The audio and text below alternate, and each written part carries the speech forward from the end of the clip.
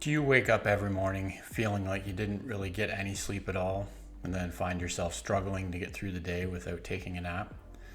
Well, in today's short video, I'm going to give you 5 tips that I've used to help improve my sleep hygiene.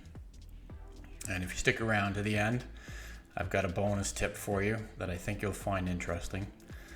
So starting off at number 1, and I think this is a very important part of your sleep hygiene, is coming up with a sleep schedule.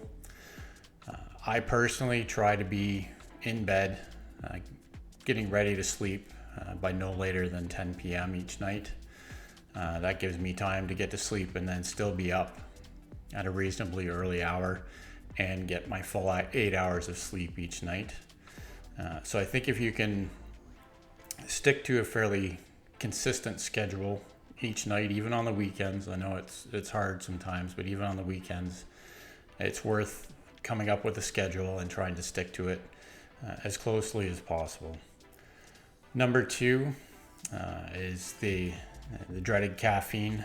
I know there's lots of people, myself included, that use caffeine. I drink coffee in the morning, but I think it's important to try and have a cutoff time for that caffeine. So once you've set that sleep schedule, say it's 9:30 or 10, you're best off to eliminate or stop drinking caffeine probably a full 8 hours before that time that you usually go to bed. That gives your body time to eliminate the caffeine and give you the best chance of having it not interfere with your sleep. Next on the list, number 3, is trying to stop eating / drinking far enough ahead of your bedtime. Typically, I try and stop eating a full 3 hours before I go to bed. This gives my body time to digest any meals that I've had fully before I go to bed. I just find it I get better sleep if I'm not digesting a meal. And then as far as drinking water or anything for that matter, I probably try and stop drinking water an hour to an hour and a half before going to bed. Not that there's a digestive issue, it's just unfortunately, especially once you get older, having water before you go to bed typically means you're going to wind up waking up in the middle of the night to go to the bathroom, which any kind of interference in your sleep is really not something you want. And this goes especially for alcohol. I know this, anytime I consume alcohol, especially close to bedtime, it really interferes with my quality of sleep for that night. So try and limit the amount of alcohol, and especially cut off time early enough before you go to sleep. Number 4, and this is something that we're all troubled with these days, is limiting screen time before you go to bed. We all live in an age where we're on a computers, doing editing for videos and making videos and watching TV and being on our phones. And it's just very unnatural light to be exposing ourselves to before bedtime.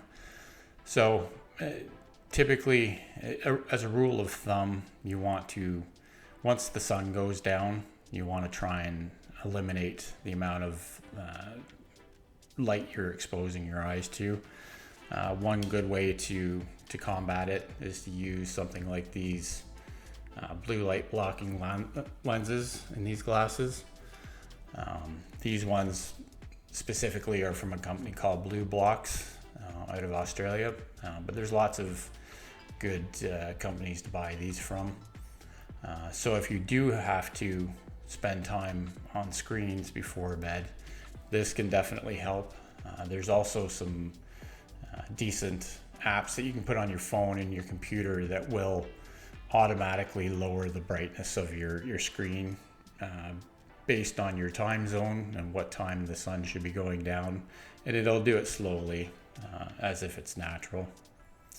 So yeah, and this is a big one, trying to cut back on that that amount of light that you're getting before bed. Number 5 is keeping your bedroom as dark as possible and as cool as possible. I like to try and keep all the lights off in our bedroom and the house more or less at night, and then we do have some motion activated lights in our hallway that'll come on if we need to get up in the middle of the night. So that's one way you can get away with having all the lights off. And then I personally sleep much better if the room is cold. It's not always possible, especially during the summer when we're experiencing these heat waves. But as cold as you can stand it is definitely going to help your overall sleep hygiene. So that's the top 5 tips I've used over the last 3 years to help my sleep be more consistent. And then the bonus tip I was talking about, and this could be a whole video in itself, but is to start learning some proper breathing practices, especially before bed, maybe taking 5 minutes before you go to bed and learning how to breathe properly through your nose, and getting into some breathing habits.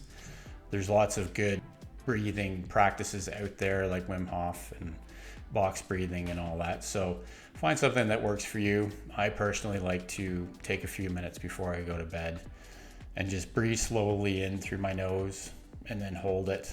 So I breathe in for 4 seconds and then hold it for 5 seconds and then breathe out through my nose for another 8 seconds. And I do this for about 5 minutes before I go to bed. This helps calm your nervous system and slows your heart rate down a little bit. It helps you clear your mind before you go to bed. So this is just something that I've found really helpful. And again, this is the breathing practices could be a whole hour-long video in itself. But I think just incorporating that into your sleep hygiene is definitely worth it. So that's it. If you like this kind of content, please consider subscribing and hit that like button. And I'll come back to you with something else next week. Till then, keep on thriving, and we'll see you on the next one. Bye-bye now.